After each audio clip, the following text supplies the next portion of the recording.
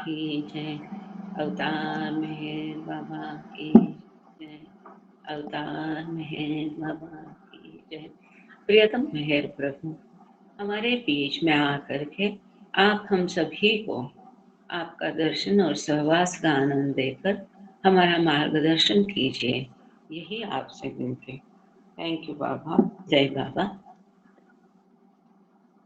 Beloved God, help us all to love you more and more and more and more and still yet more till we become worthy of union with you. And help us all to hold fast to Baba's daman till the very end. अवतार मेहर बाबा की जय। अवतार मेहर बाबा की जय। अवतार मेहर बाबा की जय। सभी को प्रेम पूर्वक जय बाबा। द बॉयज ये अद्भुत किताब हम लोग पढ़ रहे हैं, प्रेमाश्रम और मेहराश्रम दिन की, और छगन मास्टर की डायरी हम इसमें अभी पढ़ रहे हैं। इसमें हमने संक्षेप में सबके अनुभव देख लिए। असफंदायर वेस्ली, अब्दुल्ला पकरवान आगा आली, इनके अनुभव थोड़े थोड़े हमने देखे। आगे हम देखेंगे कि उनके जीवन में आगे क्या हुआ, बाद में आश्रम से जाने के बाद क्या हुआ वो आगे हम देखेंगे। अभी एक छगन मास्टर की डायरी हम पढ़ते हैं, इसमें बहुत सुंदर मतलब कि उस समय क्या गतिविधियां आश्रम में हो रही थी, कैसे कैसे होता था। बाबा कैसे बच्चों का कितना ख्याल रखते थे कि कोई माँ बाप भी अपने बच्चों का ख्याल नहीं रखेगा इतना, और वो भी उनके आध्यात्मिक प्रगति वो करवा रहे थे। मतलब as a master, as a guru, as a father, mother, everything. तो ये सब प्रवास हम इसमें देख रहे हैं। पिछली बार हम लोग पेज नंबर 94 पर थे। आज हम आगे शुरू करेंगे। हमने तभी ये देखा था कि बाबा बच्चों को लगातार प्रवचन देते थे, मेडिटेशन करवाते थे, उनका खुद सब ख्याल रखते थे। तो विविध जो स्पेसिफिकली मिस्टिक्स ऑफ इस्लाम, ये जो ब्रिटिश ऑथर रेनॉल्ड हैं, इनके द्वारा लिखी गई किताब और कबीर वाणी से बाबा बच्चों को पढ़ाते थे। और जो आध्यात्मिकता के बारे में विविध लोगों की जो किताबें हैं, इनमें से बाबा रेफरेंस देकर, बच्चों को संदर्भ देकर बातें समझा देते थे ताकि वो प्रोत्साहित हो जाए। Baba said everyone eventually has to attain this state. अब कौन सा स्टेट? कि जो परफेक्शन है, गॉड रियलाइजेशन है। तो ये ईश्वर साक्षात्कार के लिए गुरु की कृपा होना बहुत जरूरी है, ऐसा बाबा ने बच्चों को समझाया था। ये हमने पिछले बार देखा था कि सतत हमें गुरु के बारे में, आज का जो अभी हम पन्ना पढ़ेंगे बहुत महत्वपूर्ण, like these are practical tips हम सबके लिए कि बाबा ने क्या कहा, हमें क्या करना चाहिए, कैसा करना चाहिए, पथ पर आगे कैसा बढ़ना चाहिए। ये सारे महत्वपूर्ण जो प्रैक्टिकल टिप्स हैं। बल्कि मेरा यह आग्रह रहेगा कि किसी भी लेक्चर को मिस नहीं करना, लेट ज्वाइन नहीं करना, ताकि कोई इम्पोर्टेंट पॉइंट छूटे ना। कि जो आप ग्रंथ पोथी 1000 पढ़ने से भी जो नहीं मिलेगा, वो यहाँ पर आपको मिलेगा कि एक एक सेंटेंस में सादगी भरा है कि कैसे बाबा ने क्या बताया। तो बाबा ने बच्चों को, हम आगे इसकी चर्चा आज करने वाले हैं, पर पिछले बार बच्चों को बाबा ने बताया था कि सतत अपने गुरु के बारे में सोचना है, तब उन पर गुरु की कृपा बरसेगी, तब उनको ईश्वर साक्षात्कार की प्राप्ति होगी। इसी सिलसिले में बाबा आगे कहते हैं कि अंततः हर एक को ईश्वर साक्षात्कार मिलना ही मिलना है। एक जगह बाबा ने बोला कि प्रत्येक आत्मा जाने अनजाने में ईश्वर साक्षात्कार की तरफ बढ़ता ही है। कोई ईश्वर पर विश्वास करे नहीं करे, है ना, आस्तिक हो नास्तिक हो, कोई कोई जानबूझकर कर रहा है, कोई अनजाने में कर रहा है। तो अनजाने में कैसा? हम जो भी कर्म क्रियाकलाप करते हैं वो अनुभवों के माध्यम से हम हमारे संस्कारों को खत्म करते हैं, और इसके द्वारा चेतना उत्क्रांत होती रहती, कॉन्शियसनेस। तो अंत में तो बाबा कहते हैं आप सबको ईश्वर साक्षात्कार प्राप्त करना ही करना है। क्योंकि वो अंतिम उद्दिष्ट है। परंतु उसके लिए इतने सारे हजारों वर्ष गवा देने के बदले कई अवतार काल निकल जाएंगे, फिर आप उसे प्राप्त करोगे। अभी क्यों नहीं, इस अवतार काल में क्यों नहीं, ऐसा बाबा कहते थे। तो यहाँ बाबा कहते हैं कि अंततः सबको ये अवस्था है ईश्वर साक्षात्कार की, ये प्राप्त करनी है। Everyone has to attain. He reiterated the experience of छोटा बाबा as an example. हमने मालूम है कि अब्दुल्ला पकरवान या छोटा बाबा, जिसे 6वीं भूमिका तक उसकी प्रगति एकदम से 1.5 महीने में हो गई थी, चंद महीनों में हो गई थी। बाबा ने उसका नामकरण छोटा बाबा किया था। उसके बाबा अपने साथ उसको बिठाते थे। तो बाबा ने ये जो छोटा बाबा का उदाहरण है उसको दोहराया। Abdullah, he said, Baba said, Abdullah experienced a calamity when he had to leave this heightened state of consciousness. Abdullah पकरवान की चेतना उच्च चेतना हो गई थी। इस उच्च चेतना से स्थूल चेतना में आना उसको आपत्तिजनक लगा, आपदा लगी। And wept on returning to gross consciousness. तो अब्दुल्ला पकरवान या छोटा बाबा स्थूल चैतन्य में, स्थूल चेतना में आने के पश्चात बिटरली, इतनी कड़वाहट के इतना रोता था। He thought, आगे बाबा कहते, he thought that the bliss had left him, but when he came to, he began seeing everywhere only Baba and felt much happiness. जब उसे स्थूल चेतना में आना पड़ा, उस उच्च आनंद की चेतना को छोड़कर, क्योंकि उस समय उसी अवस्था में यदि वो रहता था तो उसकी मृत्यु निश्चित थी। क्योंकि बाबा ने कहा है, अब्दुल्ला पकरवान उसके पहले जन्म में काफी उच्च अवस्था उसने प्राप्त की थी और इतना आनंद विभोर हो गया कि वो heart attack, sudden heart attack से उसकी मृत्यु अब उसके पहले जन्म में हुई थी। तो इस जन्म में बाबा कहते हैं उसका भौतिक देह टिकाना बहुत जरूरी है, क्योंकि अंततः ईश्वर साक्षात्कार पा जाएगा इस भौतिक शरीर के माध्यम से ही। इसलिए बाबा हमेशा कहते हैं, don't be slave of your body but take very good care of it, क्योंकि ये शरीर एक माध्यम है। शरीर नहीं है तो हम ईश्वर साक्षात्कार कैसा प्राप्त करेंगे। इसलिए इस शरीर के हमें गुलाम नहीं बनना है, परंतु ईश्वर साक्षात्कार प्राप्त करने के लिए यह शरीर उपयुक्त है। इसका भान हमें रखकर इस शरीर का अच्छी देखभाल हमें करना जरूरी है। तो यहाँ बाबा उन बच्चों को कहते हैं कि अब्दुल्ला पकरवान को उच्च चेतना की स्थिति से, आनंदमयी चेतना से, उस स्थिति से जब वो स्थूल भौतिक चेतना में आया तो उसको वो बहुत दुखी था, उसे बहुत दुखी नहीं, सॉरी, वो बहुत रोता था। उसको ऐसा लगा कि मैं भौतिक चेतना प्राप्त करने के पश्चात जो मेरी आनंददायी स्थिति है इसको खो देगा, परंतु ऐसा हुआ नहीं। जब वो भौतिक चेतना में आया, स्थूल चेतना में आया, तो उसे हर जगह, एवरीवेयर, सब तरफ उसे बाबा ही नजर आते थे और उसे बहुत बहुत आनंददायी अवस्था उसने प्राप्त की थी और उसे बहुत आनंद आया। Baba reminded the boys that if they achieved constant, ये बहुत महत्वपूर्ण है। हाँ, अब सब लोग ध्यान से सुनिएगा। Baba reminded the boys that if they achieved constant remembrance of him, they would reach the state of fun. कितना महत्वपूर्ण है। बाबा ने बच्चों को बताया, यदि बच्चे बाबा की सतत याद करते हैं, रिमेम्बरेंस, यहाँ बाबा ने विथ हार्ट, अब पूरे दिल से, आदत से नाम लेना, जपना, ये कुछ नहीं बताया। उनके बारे में सोचना है, थिंक, मतलब हमारे हर ख्याल में, हर कृति में, हर इसमें हमें उनका ख्याल रखना चाहिए। हमें बाबा का रिमेम्बरेंस, बाबा की याद रखनी चाहिए, उनके बारे में हर सतत सोचना है।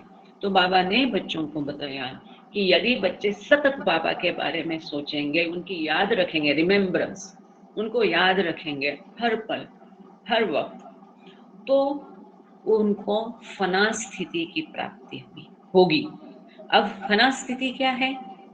ये सातवीं भूमिका की एक करके उप अवस्था एक है। सातवीं भूमिका में दो अवस्था है, ए एंड बी। एक है फना, दूसरी है फनाफिला। फनाफिला यह उद्देश्य है ईश्वर साक्षात्कार, पर फना वो अवस्था है जो ईश्वर की अत्यंत मूल अवस्था बियॉन्ड स्टेट लाइट होती है। वहां कुछ भी नहीं होता है, कॉन्शियसनेस नहीं होता है।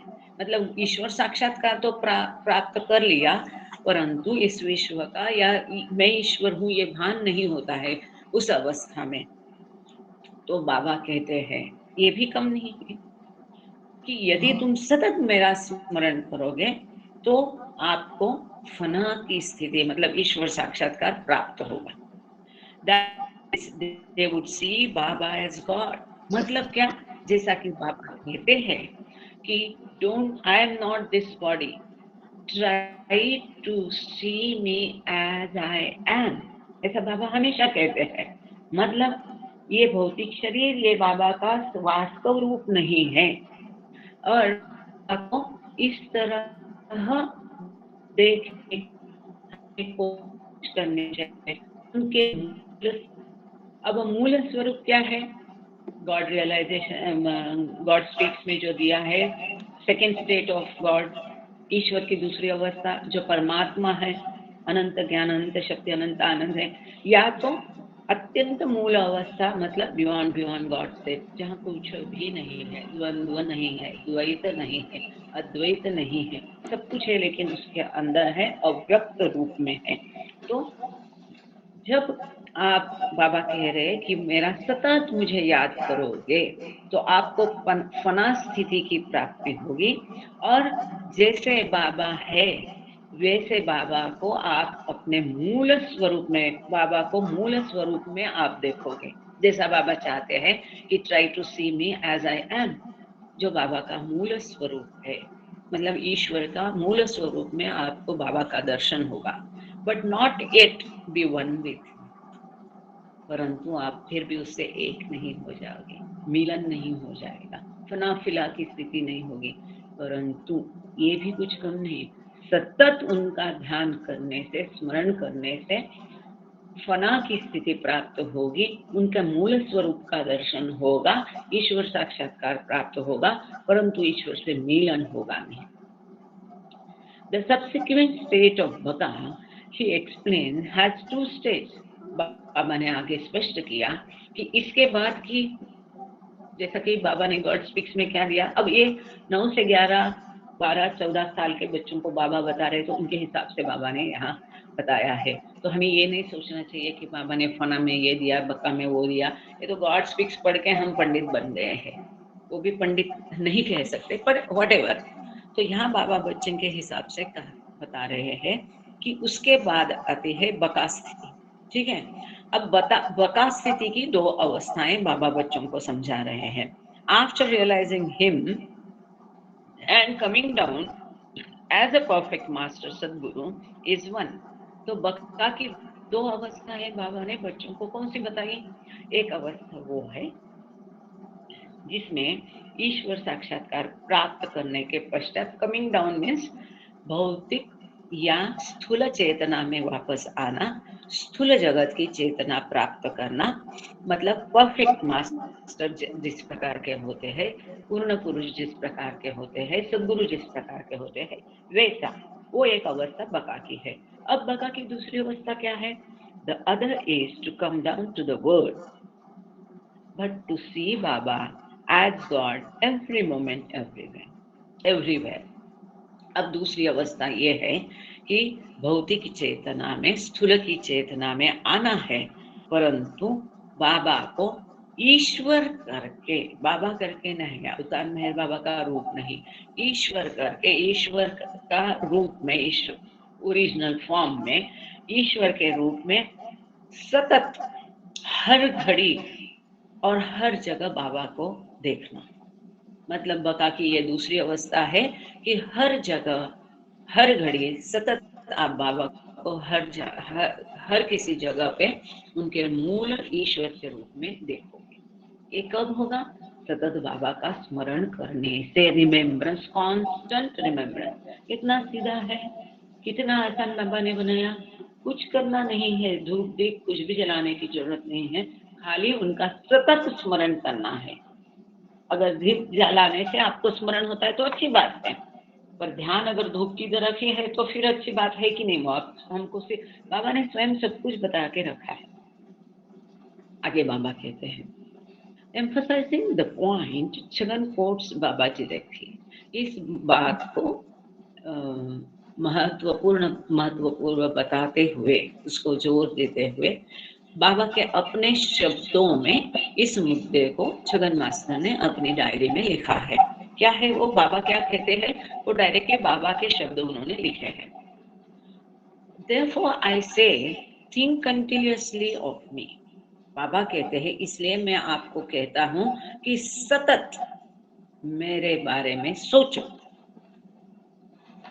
तो मैं मेरे माता पिता को बाद में उनको कहती थी, अब बूढ़े हो गए, बीमार है, कहीं रह रहे, डिपेंडेंट है, तो होता है कि किस चीज की चिंता है, कि ये है, व्याधि है, तो उनको मैं हमेशा याद दिला देती थी। तो बाबा का स्मरण करते ही थे, पर हमारा भी ये, मैं उनको बोलती थी कि आप जब जब बाबा को मिले हैं 1950 से लेकर अब तक कितनी सारी मिलन की घटना है, भेंट हुई है, वो सारे प्रसंग आप याद करो। कब मिले थे, उस समय क्या हुआ था, बाबा ने क्या कहा था, बाबा कैसे दिखते थे। तो अब जब मुझे बाबा का एक ही दर्शन याद है, मेरा जात का। तो जिनको बाबा का दर्शन प्राप्त हुआ है, या जैसे बाबा उस समय इन बच्चों को अपना पूरा समय दे रहे थे, 24 घंटे बाबा बच्चों के साथ रहते थे, उनको खिलाते थे, उनके साथ खेलते थे, हंसते थे, घूमने जाते थे, बोटिंग पे जाते थे। तो ये जो भी क्रिया के साथ कर रहे हैं, इन पापों को, बाबा को याद करना, सतत बाबा के बारे में सोचना और आसान हो जाता है। अब आप कहोगे कि हमने बाबा का दर्शन नहीं किया तो हम बाबा को याद कैसे करेंगे सतत। इसके लिए तो बाबा ने आपकी बहुत सहूलियत करके रखी है। हम इतनी सारी फिल्में हैं, पूरी जान आंखों में लाके हम टकाटक देखते थे उसको बचपन में, ये एक पल के लिए भी नजर इधर उधर नहीं घुमाते थे। और जो मेरे उम्र के अगर तो उनको याद होगा 31 जनवरी को जब फिल्म दिखाते थे, जैसे ही बाबा की मूर्त, पुरानी फिल्में बड़ी अच्छी होती थी, बाबा की मूर्त जैसे दिखती थी, हम सब जोर से अवतार मेहर बाबा की जयकार जयकार करते थे।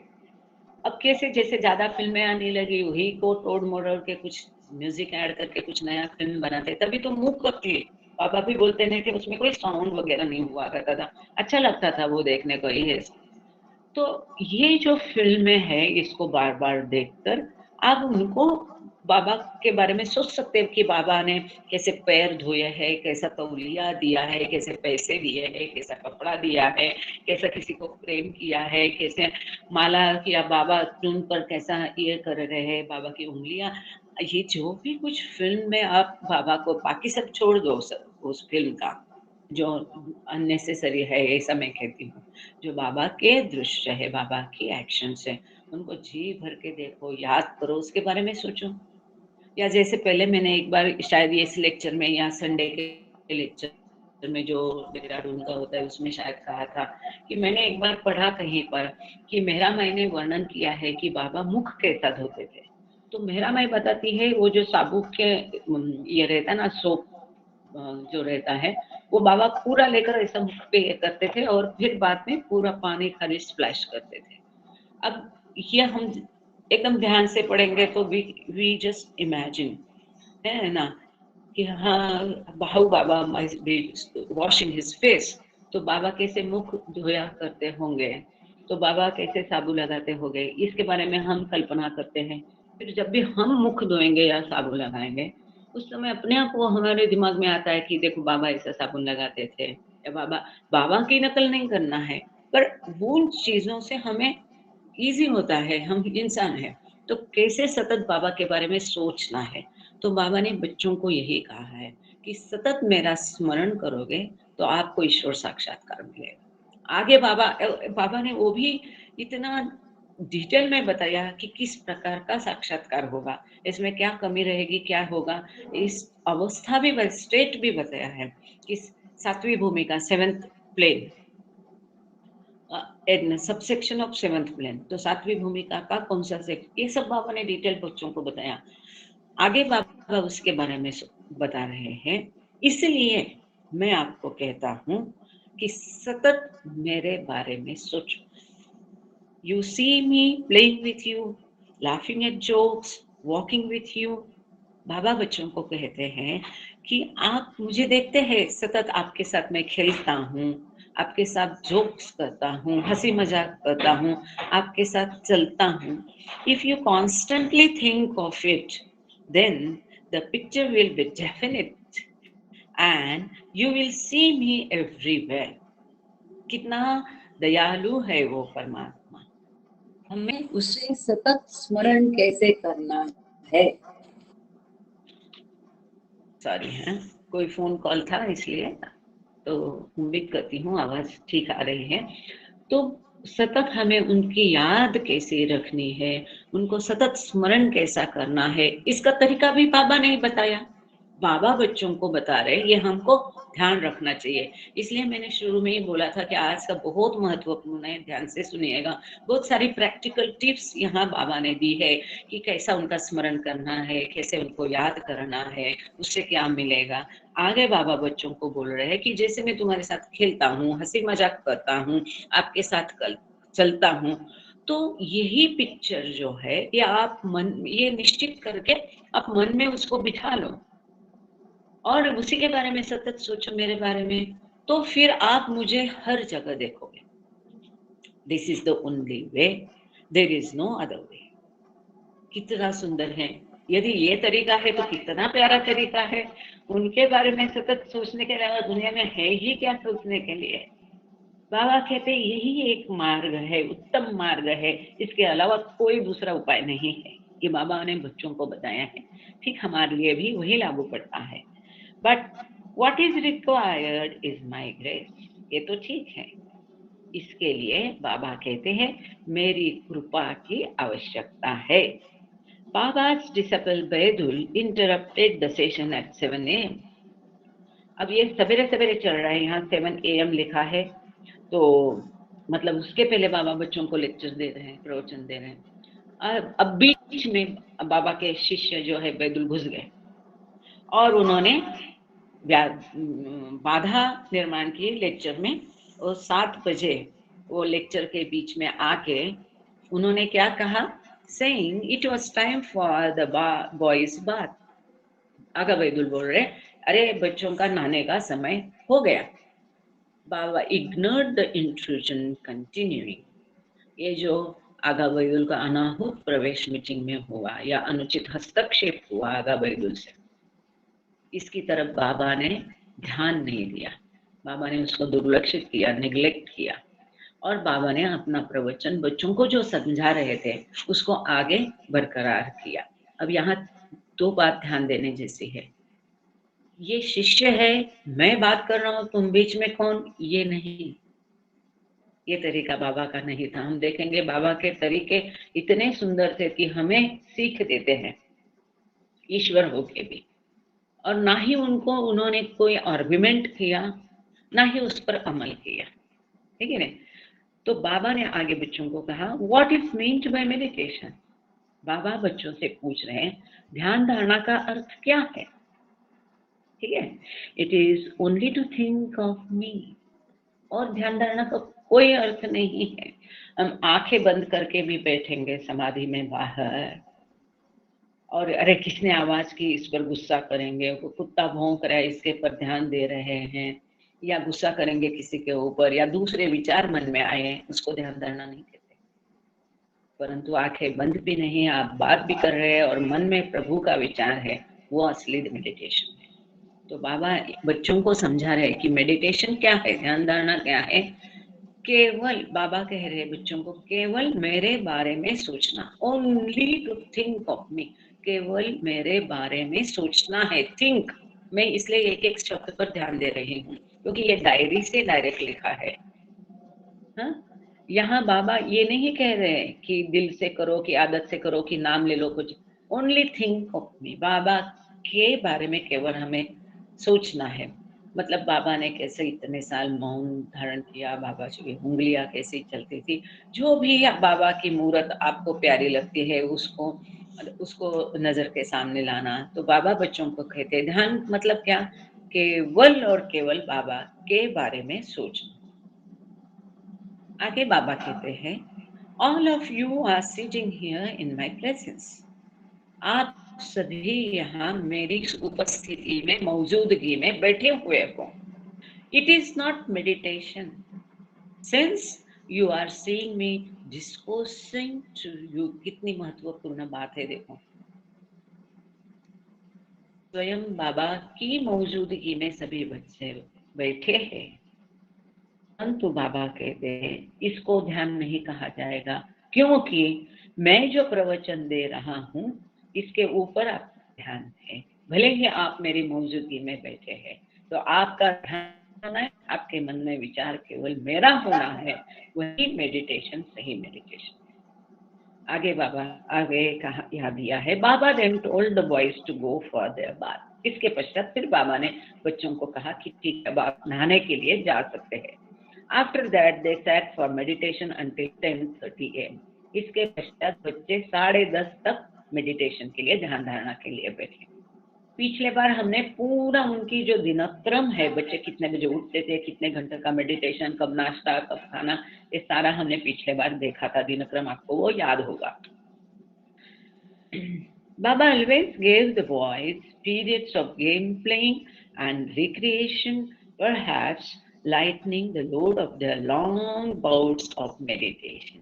इतने 6-6 घंटे का मेडिटेशन बाबा बच्चों से करवाते थे, और बाबा ने पूरा बताया था कि किस प्रकार मेडिटेशन करना है, बाबा की मूर्त पर मन एकाग्र करना है, बाबा के बारे में सोचना है। तो यहाँ पर बाबा ये दिया है कि बाबा बच्चों को हमेशा लंबे समय तक मैदानी खेल खिलवाते थे, क्योंकि इतने लंबे घंटे का उनका ध्यान धारणा होती है। तो वो लोड से थोड़ा उनको रिफ्रेश करने के लिए, लाइट करने के लिए, शायद ऐसा यहाँ दिया है, शायद उनको थोड़ा सा लाइट करने के लिए, हल्का करने के लिए, उनका बर्डन हल्का करने के लिए, उनके लंबे ध्यान धारणा के समय के बर्डन से उनको आजाद करने के लिए, मनोरंजन के लिए बाबा बच्चों को काफी सारे गेम खेलने के लिए देते थे।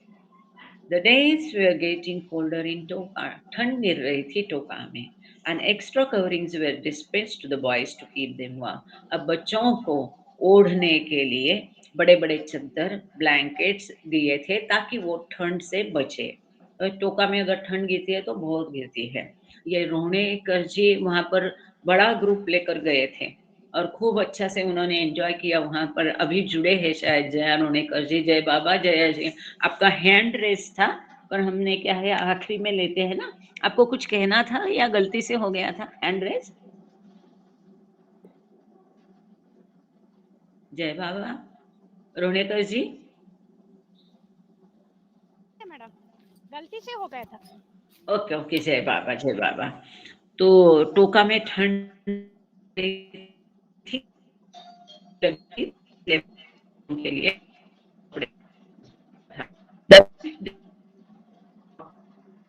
आज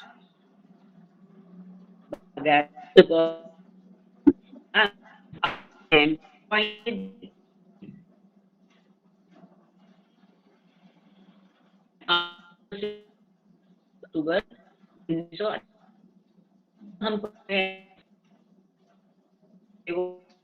कपड़ा हम 10 उस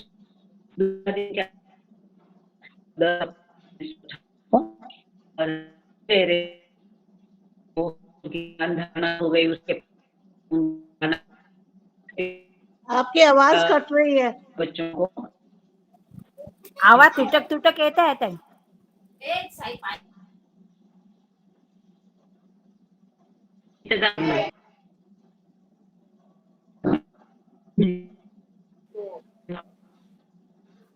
Something wrong, voice.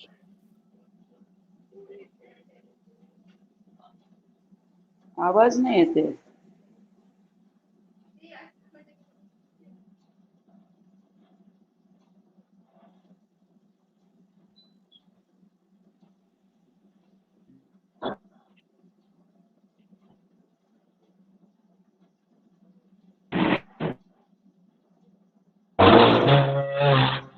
चाहे मैं मेहराबाद में हूँ ना. अब आवाज आ रही थी. हो आता येतोय clear. Thank you Baba, thank you. उठ के दरवाजा खोल दिया. हाँ, ठीक है, बाबा का आभार. तो हमने जैसा देखा था कि पिछले बार देखा था हमने कि बाबा ने बच्चों से पूछा था कि तुम क्या चाहते हो. तो इस दिन में वापस इसको बाबा ने दोहराया. तो उनका नहाना हो गया, मेडिटेशन हो गया, नहाना हो गया. इसके बाद बाबा ने बच्चों को एकत्रित किया अपने इर्द गिर्द, अपने सामने. और बाबा ने हर एक को स्पष्ट रूप से पूछा कि वो क्या चाहते हैं. आजकल कोई बच्चों को पूछता है पूछने वाले वो क्या चाहते हैं, और जो उनको सिखाना है उनके ऊपर थोप देते हैं. तो बाबा ने हर एक को पूछा कि वो क्या चाहते हैं. अब देखो, हाँ ये देखो, ध्यान रखना चाहिए कि 9 से 14 साल के उम्र के बच्चे हैं. इनके जवाब हम सुनकर चौंक जाएंगे, इतने अद्भुत है. छबीर said he wanted God. छबीर ने कहा उसे ईश्वर चाहिए. And the other boys said they wanted love. उनको प्रेम चाहिए. देखो, हाँ बच्चों का, किसी को ईश्वर चाहिए, किसी को प्रेम चाहिए. आगे और भी है इस विषय में. अब आगे बाबा ने उसे कहा कबीर से, यू से, नहीं सॉरी, दूसरे किसी ने बोला कि आई वॉन्टेड लव. तो बाबा उसे कहते हैं, you say love love, but do you know the meaning of it. Baba उसे कहते हैं कि तुम प्रेम प्रेम की बातें करते हैं, तुम्हें पता भी है प्रेम क्या है, इसका अर्थ मालूम है. व्हाट इज लव, क्या है प्रेम. आज बाबा ने पूछा. Baba again consulted the mystics of Islam, and reading from it on behalf of Baba, Chanji brought home to the boys that the first thing that all seekers should think about is the master, and they should become absorbed in. तो बाबा की तरफ से बाबा ने कहा, बाबा ने वापस mystics of Islam जो किताब है इसका संदर्भ देकर उसमें से पैराग्राफ पढ़ने के लिए चांजी से कहा. तो चांजी ने वहां से एक पैराग्राफ पढ़ के बच्चों को वापस ये समझाया कि किसी भी साधक के लिए सबसे पहली बात ये है कि उसे सतत अपने गुरु के बारे में become absorbed in his, अपने गुरु के विचारों में वो पूरा खो जाना चाहिए. सतत गुरु के बारे में सोचना है, विषय में खो जाना चाहिए. हम कभी भी गुरु का. जय बाबा, जय बाबा. अथर वाले नानी जी, दादी जी, मम्मी जी, प्लीज अपना माइक म्यूट करेंगी आप प्लीज. माइक सुरू है. जय बाबा, माइक म्यूट करना. आपका माइक म्यूट होगा फिर आगे रीडिंग शुरू होगी. जय बाबा. जय बाबा. आप म्यूट कर दीजिए ना, माइक बंद कर दीजिए. जय बाबा. ये फोटो बंद कर. माइक बंद करा. माइक बंद कर. Thank you. क्या है ना, अभी पालवे जी गए होंगे समाधि पर और होस्ट वो है, वो फोन लेके जाएंगे तभी वहां से कंट्रोल होगा. मैं नहीं कर सकती. आप लोगों को अपने आप ही अपने माइक बंद रखना है, ध्यान देना. Thank you. क्या है, नहीं तो ये रिकॉर्डिंग में भी डिस्टरबेंस होता है, दूसरे लोगों को डिस्टरबेंस होता है. और ये क्या है, मस्त लिंक रहती है, बाबा का प्रेजेंस महसूस होता है, उसमें बाधा उत्पन्न होती है. खैर, तो बाबा बच्चों को ये मिस्टिक्स ऑफ इस्लाम से प्यारा चांजी द्वारा पढ़ के बता रहे थे. तो इसमें दिया है कि साधक को पहले ये मोस्ट इम्पोर्टेंट बेसिक है कि किसी भी साधक को पहले अपने गुरु के बारे में सोचना चाहिए। अब जैसे हम गुरु बोलते हैं, सब लोग सोचने शुरू होता है कि मैं कौन सा गुरु करूं, मैंने बाबा का दर्शन किया नहीं। आवश्यकता नहीं है। He is the highest of the high, इनके ऊपर कोई गुरु नहीं है। अब आप उनकी पनाह में हो, आपको चिंता करने की जरूरत नहीं, आप केवल उनके बारे में सोचो। And they should become absorbed in his thought, उनके विषय में वो पूरे ये खो जाने चाहिए। आगे बाबा कहते हैं, I will show you how to get absorb. देखो इतना ही नहीं, बाबा ये भी आगे बता रहे हैं कि बाबा के विचारों में कैसा खो जाना है, ये मैं आपको दिखाऊंगा। तो हमें बाबा दिखा रहे हैं कि बाबा के विचारों में ऐसा हमें अपने आप को कैसा खोना है। You should continuously think of me. Baba कहते हैं सतत मेरे बारे में सोचो। कैरी आउट माई ऑर्डर्स, मेरी आज्ञाओं का पालन करो। And surrender to me completely by laying everything your good and bad at my feet.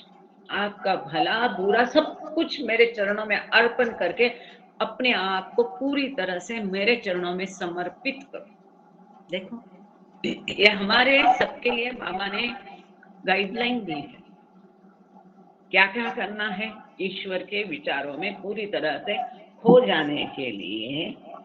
उनके बारे में सतत सोचना है, हर क्रिया में हमें सोचना चाहिए। एक नॉन बाबा लवर्स को भी आजकल ये क्यूरियोसिटी होती है, वो जब बाबा के बारे में सुनते हैं तो पूरे उनके ख्याल बाबा के हो जाते हैं कि ये मेहर बाबा ऐसा करते होंगे क्या, मेहर बाबा ने इसके बारे में क्या बताया होगा, मेहर बाबा ने इसके बारे में क्या सोचा होगा। तो जब भी हम मिलते हैं, मौका मिलता है, तो पकड़ पकड़ के रात के 1-1 बजे तक पूछते रहते कि इसके बारे में बाबा ने क्या बोला, उसके बारे में बाबा ने क्या बोला। तो बाबा कहते हैं कि सतत मेरे बारे में सोचो, मेरी आज्ञाओं का पालन करो।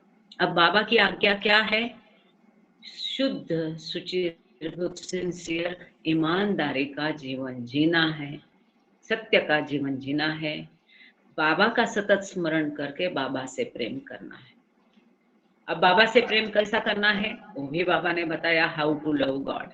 बाबा की इच्छा क्या है वो भी बाबा ने बताया, माय विश। हमें कैसा क्या आज्ञाएं दी है, ये पश्चाताप प्रार्थना में जो दिया है ऐसा जीवन व्यतीत करना, ये बाबा की आज्ञा है, इसी का पालन करना है। And surrender to me completely, संपूर्ण समर्पण, आत्मसमर्पण। वहां मेरा अपना विचार नहीं होना चाहिए, जो उसकी मर्जी वही मेरी मर्जी, जो उसकी खुशी वही मेरी खुशी, जो उसका आराम वही मेरा सुख। मुझे कुछ मांगना नहीं है, जो वो देगा वही मेरे लिए मेरा भला। इसके तरह से जो हमारा अच्छा भला बुरा है उसके चरणों में अर्पित कर देना है, संपूर्ण समर्पण करना है। इस प्रकार से हम करेंगे तो हम बाबा का के विचारों में पूरी तरह खो जाएंगे। सोचो ना, उनको प्रसन्न करना है तो हमें क्या सोचना पड़ेगा, उनको प्रेम करना है तो हमें क्या, हर ख्याल में हमें ये होना चाहिए, हर विचार में, हर बात में, हर शब्द में, हर क्रिया में कि बाबा को ये पसंद होगा कि नहीं, कि बाबा को ये पसंद होगा तो मैं ये करता हूँ या करती हूँ, बाबा को ये पसंद होगा तो मैं ये बोलता हूँ या बोलती हूँ, बाबा को ये पसंद नहीं है तो मैं ये विचार मन से निकाल देना चाहिए। ये होता है सतत बाबा के बारे में सोचना। Baba told the boys they should always seek the pleasure of the Guru. And the most important thing is that in doing this, they should not expect anything from the Guru. कितना महत्वपूर्ण है। बाबा बच्चों को बता रहे हैं कि बच्चों को कोशिश करनी चाहिए कि सतत गुरु को खुश कैसे रखे, उनको आनंदी कैसे रखे, यही प्रेम होता है। उसके बारे में सतत सोच के ऐसा करना है जिससे वो प्रसन्न होए, जिससे उसे खुशी होगी। इस सब को करके, लेकिन ये करते समय गुरु से कुछ भी पाने की अपेक्षा रखना नहीं, कोई बख्शिश नहीं, कोई रिवॉर्ड नहीं, ना भौतिक ना आध्यात्मिक, कि मैं ये करूं, गुरु के चरण धो, गुरु को मैं खुश रखूं तो गुरु मुझे आध्यात्मिक पथ पर लेके जाएगा, भूमिका में लेके जाएगा, ईश्वर साक्षात्कार देगा, मोक्ष या मुक्ति देगा, ऐसा नहीं। केवल प्रेम के खातिर प्रेम। जैसा माँ एक बच्चे के लिए करती है, वो कुछ भी नहीं उम्मीद करती है, फिर भी वो अपना सर्वस्व बच्चे को देके उसका अत्यधिक भला कैसा होगा, उसको खुश कैसा रखेगी, बेस्ट कैसा रखेगी, उसकी वही कोशिश होती है, बिना कोई फल की अपेक्षा। इस प्रकार से गुरु से कोई भी फल की अपेक्षा की प्राप्ति किए बिना गुरु को खुश रखना है। यू शुड नॉट से यू वॉन्ट गॉड। बाबा आगे कह रहे हैं, आपको ये नहीं कहना चाहिए कि मुझे ईश्वर की प्राप्ति चाहिए। यू वॉन्ट दिस पाथ, हमें आप मुझे आध्यात्मिक पथ पर लेके जाओ।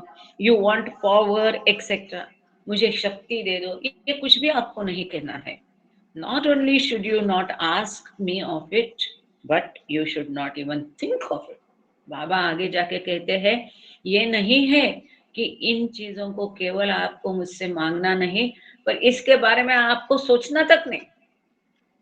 कई लोग सोचते हमको कब मोक्ष मिलेगा, कब मुक्ति मिलेगी, ये किया तो क्या, अंत में स्मरण होगा कि नहीं स्मरण होगा। बाबा ने बोला विल कम टू मी, मतलब मेरा क्या होगा या उसका क्या होगा, कि हम कौन सी भूमिका में है, हमें ईश्वर साक्षात्कार मिलेगा क्या, कौन से जन्म में मिलेगा, हमारा आगे क्या होगा, कितने सारे सवाल होते। बाबा सऊद बता रहे यहाँ स्पष्ट रूप से, हम सबको ध्यान रखना चाहिए, ये विफल चर्चा है, ये सब ख्याल मन में आने भी नहीं चाहिए। अब जब हम असली ईमान, बाबा कहते हैं आप अपने प्रति ईमानदार रहो और दूसरों के प्रति भी ईमानदार रहो। हम ईमानदारी से यदि उनके ऊपर सब कुछ छोड़ दिया है, उनसे प्रेम करते हैं, तो ये विचार मन में आते ही नहीं, आने ही नहीं चाहिए। बाबा साइटेड द स्टोरी ऑफ कल्याण। यहाँ जो हम सबको पता है महाराष्ट्र के लोगों को कि रामदास स्वामी सदगुरु थे, बाबा ने बताया है। और शिवाजी जो बाबा का छोटा अवतार कह सकते हैं, प्रगटीकरण कह सकते हैं। तो इसमें शिवाजी के अवतार काल में रामदास स्वामी सदगुरु थे। तो रामदास स्वामी का कल्याण नाम का एक शिष्य था, एकदम दृढ़। तो इसकी कहानी हम सबको परिचित है। तो ये कल्याण की कहानी बाबा बच्चों को भी बताते थे, और यहाँ पर वापस बाबा ने कल्याण की कहानी का उल्लेख किया।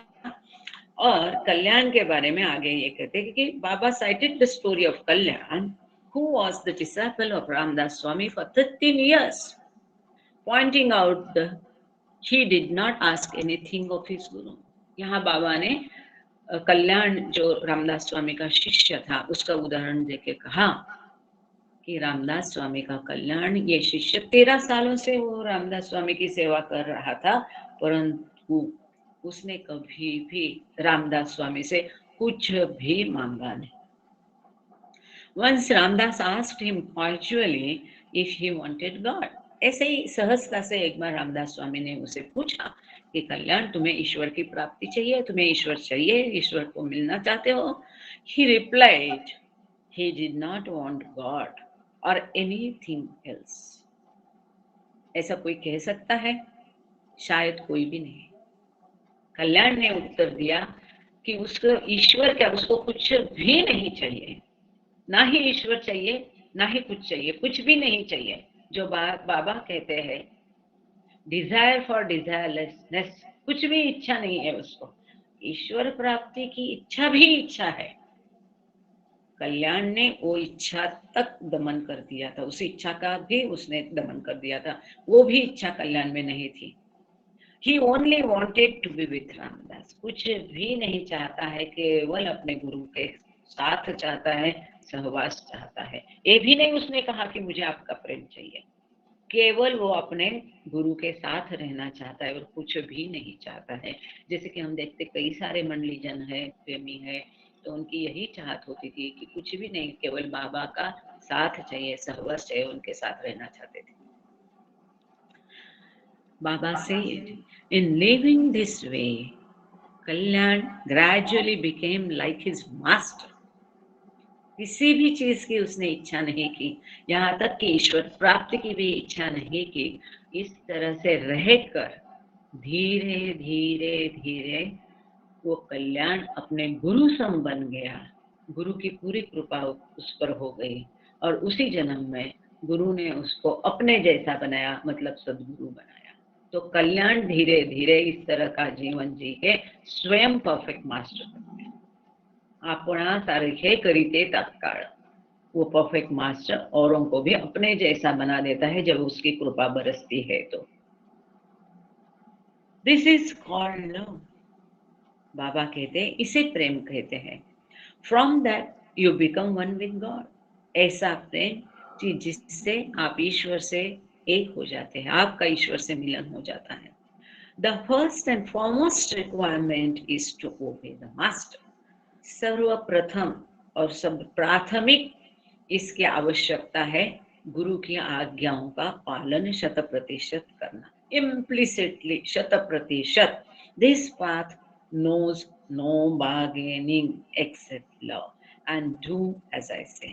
बाबा कहते हैं इस पथ पर सौदेबाजी चलती नहीं है, केवल प्रेम। मैं जैसा कहता हूं ऐसा करो। Baba told the boys if they followed his orders, he would grant them the thirst, deep longing for God। बाबा ने बच्चों से कहा कि यदि ये बच्चे बाबा की आज्ञाओं का पालन करते हैं तो बाबा उन्हें ईश्वर की प्राप्ति की गहरी लालसा दे देंगे। वो भी मन में होनी चाहिए। आप बोलोगे यहाँ आप बोलते कि उसमें कुछ भी चाहा नहीं, कुछ भी मांगा नहीं, वो तो मांगा नहीं, पर डीप लॉन्गिंग फॉर गॉड, ईश्वर थर्स्ट जिसको है, गहरी लालसा ईश्वर को पाने की जो है, वो मैं आपको दे दूंगा। वो भी ईश्वर से ही एक देन है, गुरु से ही देन है।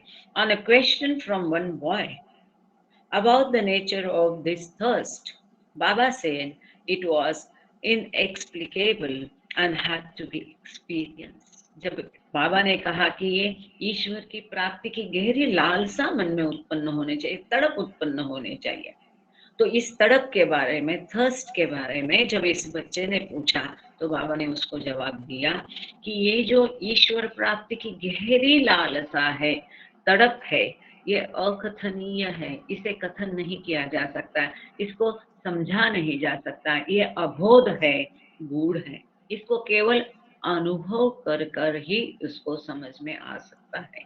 In an attempt at explanation, Baba said the thirst would make a person feel like a fish out of water that struggles and flounces about।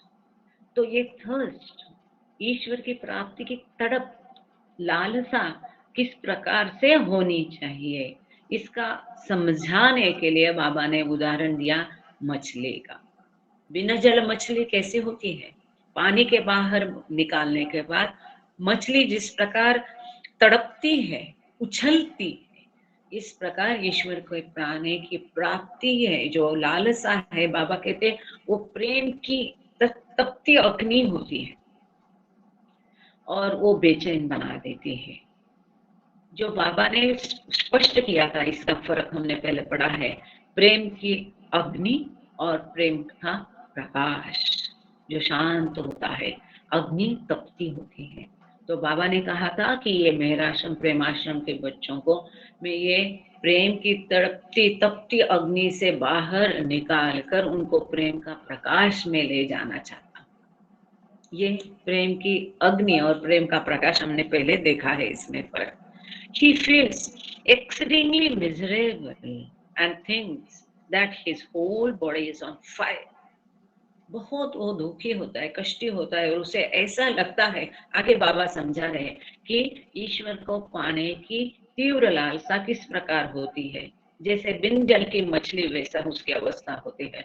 वो तड़पता है और उसे ऐसा लगता है कि पूरा शरीर उसका तप रहा है, अग्नि पर है, but at the same time he experiences great bliss also.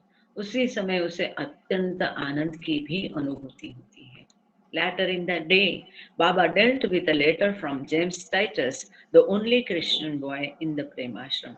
उसी दिन बाद में बाबा ने जो खत आया था, पत्र आया था जेम्स टाइटस से, उसके बारे में उसको पढ़ के उसको जवाब वगैरह देना, ये सब काम किया। ये जेम्स टाइटस जो है ये प्रेम आश्रम में अकेला क्रिश्चियन बच्चा था, उसके बाबा को पत्र लिखा था, इसके बारे में बाबा ने यहाँ पर कार्य किया। James asked Baba to send him home saying, I have grown up now and do not worry about me. Kindly send me home. एक बच्चा बाबा को बोल रहा है, don't worry about me, see how sweet it is. तो ये James Titus जो अकेला क्रिश्चियन बच्चा था, वो घर जाना चाहता था। उसने पत्र लिखकर बाबा को बताया कि मैं अब काफी बड़ा हो गया हूँ, मेरी चिंता आप छोड़ दो और मुझे अपने घर भेज दो।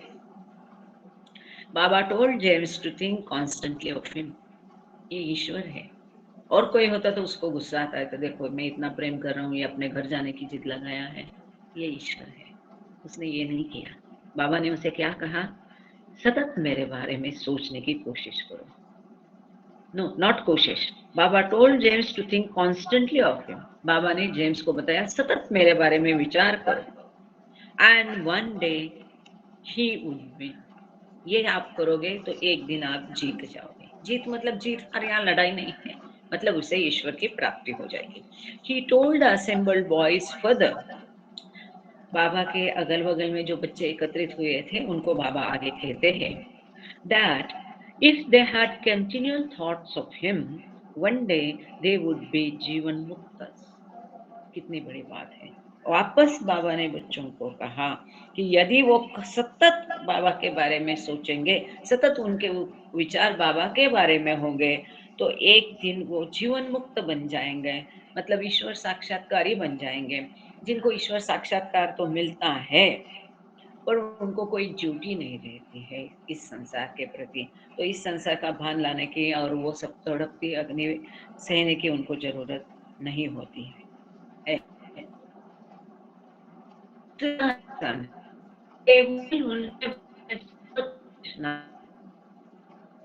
यहाँ पर दिल से मेरी याद करो, मेरा जाप करो, मेरे ऊपर एकाग्र करो, मेरा चेहरा नजर के सामने आओ, ये कुछ भी बाबा नहीं कह रहे। केवल बाबा के बारे में सतत सोचना है।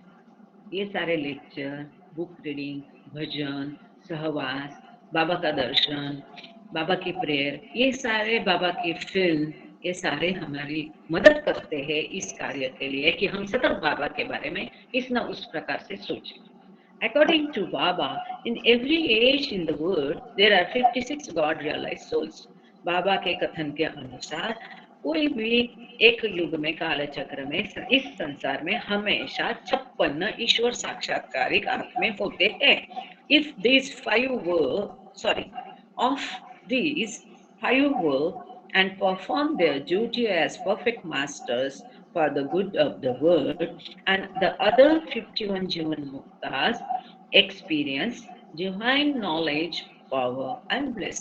ये जो 56 ईश्वर साक्षात्कारी आत्मे हमेशा इस भूतल पर रहते हैं, इनमें से 5 जो है इस संसार की भलाई के लिए अपना कर्तव्य निभाते हुए कार्य करते हैं, उसको एक आध्यात्मिक धक्का देने के लिए।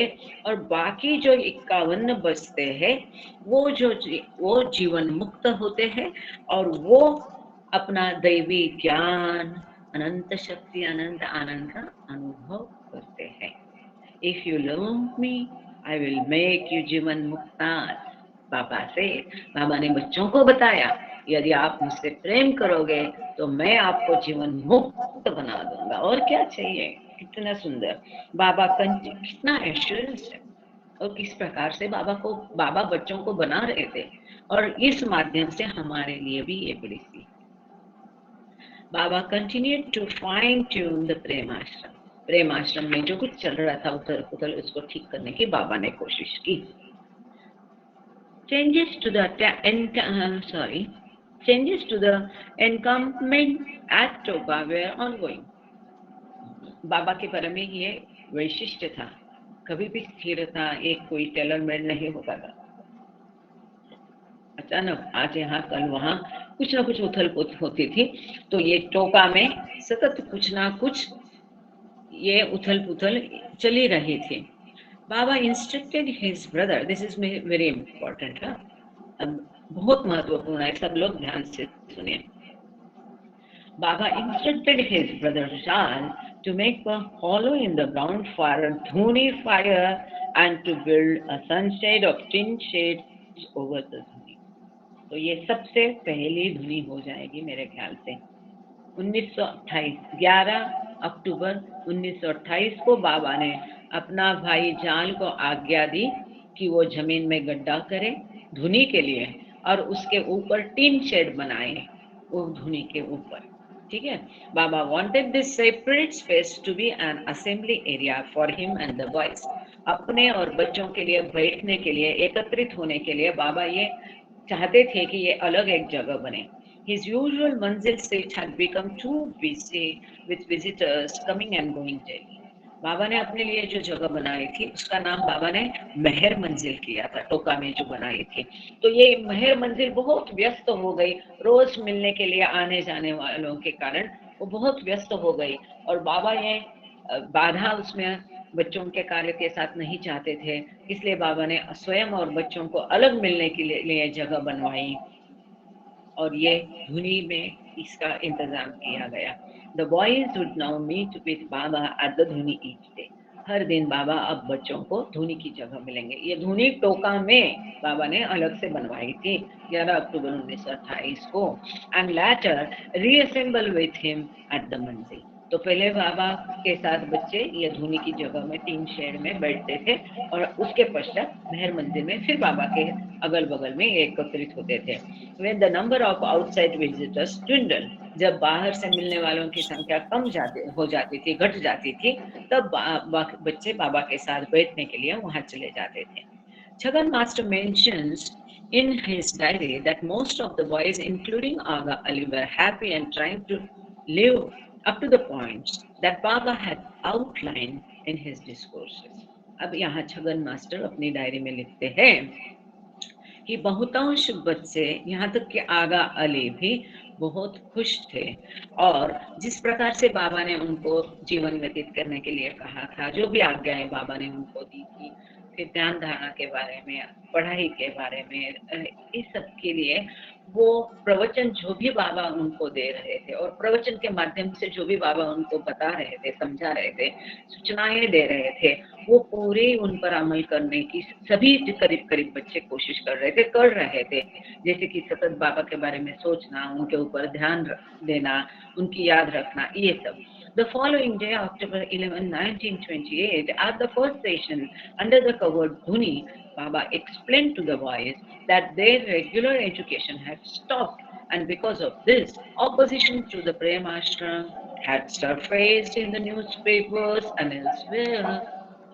11 अक्टूबर 1928 को टीन शेड के नीचे धुनी के पार्कर में पहला प्रवचन बाबा ने बच्चों को दिया अब बाबा ने बच्चों को ये स्पष्ट किया चूंकि उनकी भौतिक दुनियादारी की शिक्षा पाठ्यक्रम या पढ़ाई रुक गई थी इसकी वजह से वर्तमान पत्र से न्यूज़पेपर से और उनके माता पिता और बाकी जगह से प्रेम आश्रम के ऊपर बहुत सारा विरोध प्रकट हो रहा था खलबली मच गई थी To soften this reaction, Baba decided to reintroduce English instruction into the daily routine from 2 to 5 p.m. ये जो विरोध बढ़ रहा था बाबा के विरोध में बाबा के प्रति प्रेमाश्रम के प्रति सब तरह से जो विरोध प्रकट किया जा रहा था इसके वजह से फिर बाबा ने ऐसा निर्णय लिया कि इंग्लिश पढ़ाया जाएगा रोज दिनक्रम में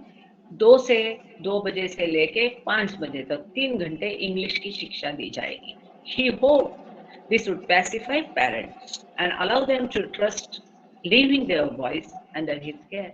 बाबा ने ऐसे आशा की उम्मीद जताई कि ऐसा करने से बच्चों के माता पिता से जो विरोध हो रहा है वो शांत हो जाएगा और बाबा की निगरानी में बच्चों को अपने छोड़ने के लिए वो तैयार हो जाएंगे बाबा कहते हैं I do not at all like the scholastic education. ये हमेशा कई बार बाबा ने कहा है और आजकल हम देख रहे हैं कि कई सारे माता पिता ऐसा ही निर्णय ले रहे हैं बाबा कहते हैं ये स्कूल का जो स्कूलास्टिक एजुकेशन ये जो पाठ्यक्रम है स्कूल की पढ़ाई ये बिल्कुल पसंद नहीं है बाबा कहते हैं, he told them it was important for them to polish their English skills to be able to read the great text of spirituality and also to appease visiting parents. अच्छा, यहाँ हमें रुकना पड़ेगा, इसको हम अगले लेक्चर में ले लेंगे, आज बहुत कम पढ़ पाए, पर ये बहुत महत्वपूर्ण है, इसीलिए थोड़ा सा स्लो गए। अवतार मेहर बाबा की जय। Thank you Baba, thank you all. Prayer, Santoshi Verma ji तुरंत अपनी प्रेयर शुरू कर दीजिए, हिंदी में, इंग्लिश में। जय बाबा। जय बाबा। अवतार मेहर बाबा की जय। अवतार मेहर बाबा की जय। अवतार मेहर बाबा की जय। हे परवरदिगार, सबके राखनहार और सबकी रक्षा करने वाले, तुम्हारा कोई आदि नहीं है और न तुम्हारा कोई अंत है। तुम अद्वैत हो, तुम तुलना से परे हो और तुम्हारा पार कोई नहीं पा सकता है। तुम्हारा कोई रंग और रूप नहीं है, तुम आविर्भाव से रहित हो और तुम गुणातीत हो। तुम अपार हो और अगाध हो, कल्पना और धारणा से परे हो, शाश्वत और अनश्वर हो। तुम अखंड हो और दिव्य नेत्रों के सिवाय और किसी भी प्रकार से तुम्हें कोई नहीं देख सकता है। तुम्हारा अस्तित्व सदैव था, तुम सदैव रहते हो और तुम सदैव रहोगे। तुम सर्वत्र हो, तुम हर वस्तु में हो और तुम हर जगह से परे तथा हर वस्तु से परे भी हो। तुम आकाश में हो और पाताल में हो, तुम व्यक्त हो और अव्यक्त हो। तुम सब लोकों पर हो और समस्त लोकों से परे हो। तुम तीनों भुवनों में हो और तीनों भुवनों से परे भी हो। तुम अगोचर हो और स्वतंत्र हो। तुम सृष्टि के रचने वाले हो, स्वामियों के स्वामी हो, समस्त मनों और हृदयों के ज्ञाता हो। तुम सर्वशक्तिमान हो और सर्वव्यापी हो। तुम अनंत ज्ञान हो, अनंत शक्ति हो और अनंत आनंद हो। तुम ज्ञान के महासागर हो, सर्वज्ञ हो, अनंत ज्ञान रखने वाले हो। तुम भूत, वर्तमान और भविष्य के ज्ञाता हो और तुम स्वयं ज्ञान हो। तुम पूर्ण दयामय हो और सतत परहितकारी हो। तुम आत्माओं की आत्मा हो और अनंत गुणों से संपन्न एक परमात्मा हो। तुम सत्य, ज्ञान और परमानंद की त्रिमूर्ति हो। तुम सत्य के मूल हो, प्रेम के महासागर हो। तुम सनातन सत्ता हो, ऊंचों में सबसे ऊंचे हो। तुम प्रभु हो और परमेश्वर हो। तुम परब्रह्म हो और परात पर परब्रह्म भी हो। तुम परब्रह्म परमात्मा हो, अल्लाह हो, इलाही हो, यजदान हो, अहूर मज्द हो और प्रियतम ईश्वर हो। तुम्हारा नाम एजद अर्थात एक में पूज्य है। हे असीम दया के निधि प्रभुराज, हम अपने सब पापों के लिए पश्चाताप करते हैं। हर एक विचार के लिए जो असत्य, अनुचित या गंदा था, हर एक बोले हुए शब्द के लिए जिसे बोलना हमें उचित न था, और हर एक कर्म के लिए जिसे करना हमें उचित न था। स्वार्थ से प्रेरित हर एक कर्म, शब्द तथा विचार के लिए तथा द्वेष प्रेरित हर एक कर्म, शब्द और विचार के लिए हम पश्चाताप करते हैं। विशेषकर हर एक कामुक विचार तथा क्रिया के लिए, ऐसे हर एक वचन के लिए जिसको हमने पूरा नहीं किया, सब असत्य वचनों के लिए और सभी निंदा, पाखंड, दंभ या लोगों के पीछे उनके दोष बताने के लिए हम अनुताप करते हैं। और खासकर दूसरों का नाश करने वाले हर एक कर्म के लिए, दूसरों को दुख देने वाले हर एक शब्द तथा कर्म के लिए तथा दूसरों पर दुख गिरने की इच्छा करने के लिए हम अनुताप करते हैं।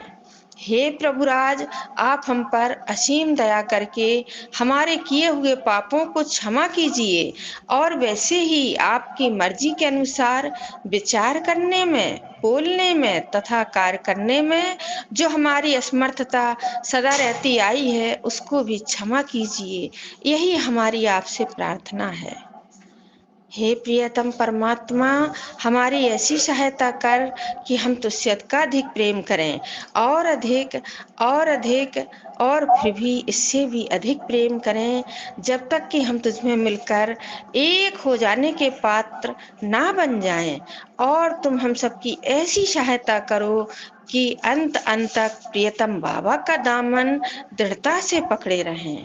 अवतार मेहर बाबा की जय। थैंक यू बाबा। अवतार मेहर बाबा की जय।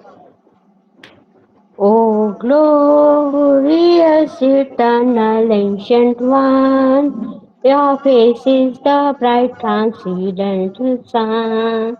Lighten this dark world and the tears I weep. My heart may I give to you to keep. Creator yet creationless you are, roots and whose body divine avatar, who through compassion the three worlds maintain, destroy this ignorance that life sustains. Five lights are the darlings took the breath of the world will that does me unto that.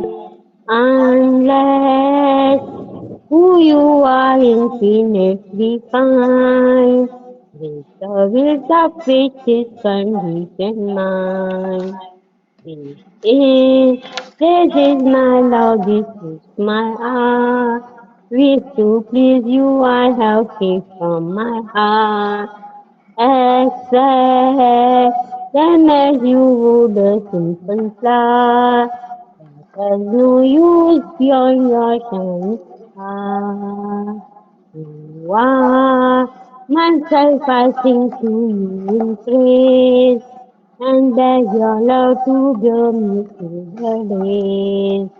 Till you, the ever living perfect one, in my darkness with your guiding sun. अवतार मेहर बाबा की जय। अवतार मेहर बाबा की जय। अवतार मेहर बाबा की जय। Thank you all, thank you Baba. Sorry, Dilip Nandanwar को बोला था लेकिन मैं भूल गई थी, तो अभी थर्सडे को बोलना, आप मुझे याद दिलाना, मैं भूल गई थी। और जिसको भी प्रेयर आरती बोलना है मुझे जरा एक मैसेज डाल देना या चैट में डाल देना मीटिंग के टाइम में, ठीक है। अभी सब लोग अपना प्लीज माइक खोले, जय बाबा करते, बाबा की 3 बार जयकार करते हैं। जय बाबा, जय बाबा। अवतार मेहर बाबा की जय। बाबा की जय। जय बाबा। जय मेहर बाबा, बाबा, जय बाबा, जय बाबा। अवतार मेहर जय बाबा बाबा, की जय। जय बाबा, जय बाबा। जय बाबा। जय बाबा। जय बाबा। जय बाबा।